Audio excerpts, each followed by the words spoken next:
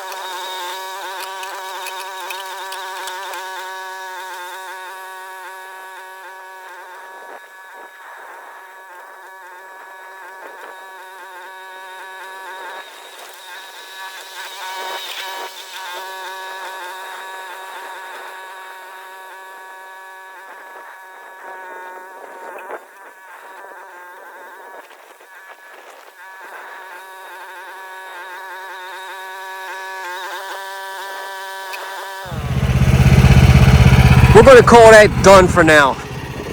The ditch is gone. It's not quite perfectly level because everything was clumps of grass, and it was hard for me to smooth it out because I was just pulling these big clumps of dirt right out of the hole. So I guess this has to decompose and flatten out, and then maybe it'd be easier just to come in with the dozer blade and just push dirt instead of these big clumps of dirt. I can't, even with the dozer blade, it's just ripping them out of the holes as it's flipping them. So there's too much grass in this right now. So, but the berm of dirt is gone and the ditch on the other side is gone. So the mower can actually make it across this now. So that's good. And there wasn't too many rocks or anything. So I'm all right with this.